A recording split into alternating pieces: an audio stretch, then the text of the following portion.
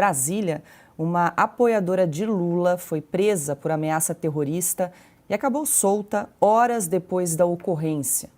O caso aconteceu na última sexta-feira, na área externa do Supremo, durante o ato Democracia Inabalada.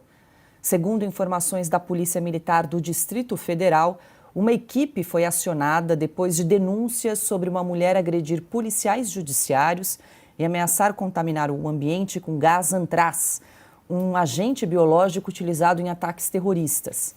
Sandra Leite Teixeira foi detida dentro do próprio veículo, que tem um adesivo da campanha de Lula nas eleições do ano passado.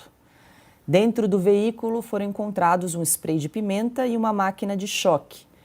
Em seguida, ela foi conduzida para a delegacia, onde assinou um termo circunstanciado de ocorrência. Sandra foi imediatamente liberada pela Polícia Federal, que enquadrou o crime como desacato. Adalberto Piotto foi liberada aí no mesmo dia, ela que ameaçou a Polícia Judiciária, estava fazendo aí uma manifestação do lado de fora do evento Democracia Inabalada, que ocorreu na última sexta-feira. Queria acrescentar, lembrar também o que aconteceu com os manifestantes, os baderneiros da Lespe aqui em São Paulo. Na né? segunda, o Democracia Inabalada. Segunda-feira. Na segunda-feira, exatamente, dia 8 aqui, que tanto comentamos. Mas só para associar, lembrar com os baderneiros aqui da Lespe, que foram presos e foram liberados poucos dias depois, né? Alguns deles, 3, 4. E o pessoal que estava vendendo algodão doce lá, tá preso ainda na Papuda, ou na Colmeia, ou ficou preso, ou está agora, continua preso com tornozeleira eletrônica. Vamos lá. Dentro do veículo dessa senhora foram encontrados um spray de pimenta e uma máquina de choque, além de todo o transtorno que ela causou agredindo policiais ou se conduzindo de forma ríspida aos policiais. Ela foi levada à delegacia, assinou um termo circunstanciado de ocorrência, depois foi liberada, por desacato apenas, desacato. No dia em que o governo, o Supremo e o Congresso estão naquele evento em defesa da democracia inabalada, é esse mesmo, né? Inabalada, ela promete fazer ali alguma coisa, a afirmação dela é que ela iria contaminar o ambiente com agente químico ou biológico, enfim. Mas, enfim, causar um dano coletivo. A polícia prende e depois manda para casa. A questão que eu estou fazendo menção desde o começo do programa hoje é isso. Depende de quem, aí você tem um tipo de conduta da justiça, dos órgãos policiais. Então, isso não é exatamente o Estado democrático de direito, porque o Estado democrático de direito vale para todo mundo. Por que esse tratamento diferenciado? Eu nem vou aqui ousar dizer se era exatamente esse o tratamento que deveria ser dado a essa senhora. Eu estou questionando a diferença de tratamento, porque eu tenho um grupo de brasileiros e esse grupo está sendo tratado como se fosse, por exemplo, digamos, signatários de todos os movimentos terroristas do mundo. E não foi o que aconteceu. Nós vimos já declarações de gente envolvida na política, com histórico na política. Né? O próprio ministro Múcio está dizendo em relação aos presos lá do dia 8 de janeiro de 2023, do ano passado, por que aquele tratamento? São chamados de terroristas, de golpistas, bom, um monte dessas outras coisas.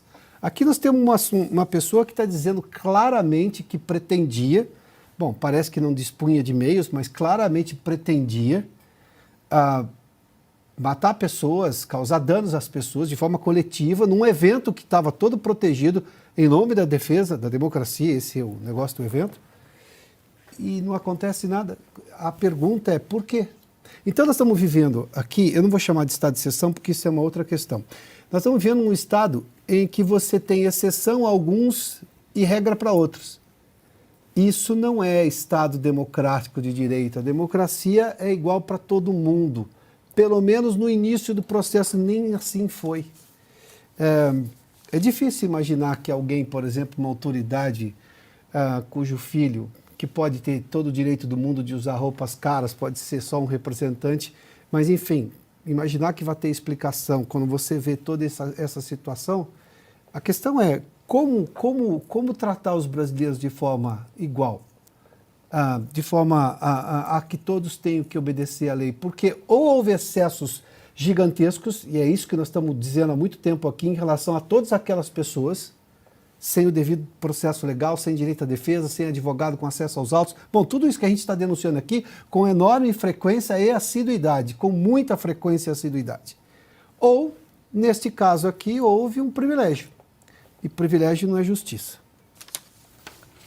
Silvio, só para trazer aqui um contexto, né? A Sandra Teixeira Leite, ela que foi detida por ameaça terrorista na última segunda-feira. Vamos lá, é professora de História do Distrito Federal, foi liberada pela Polícia Federal depois de assinar esse termo circunstanciado, né? Só para a gente trazer aqui, em 2014, ela foi candidata a deputada distrital pelo Partido Comunista Brasileiro.